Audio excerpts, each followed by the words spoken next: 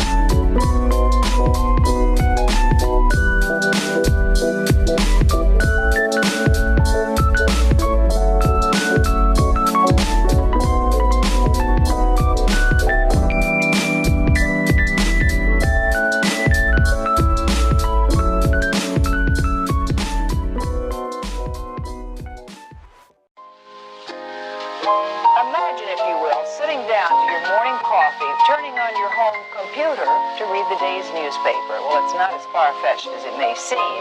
In fact, both local San Francisco papers are investing a lot of money to try and get a service just like that started.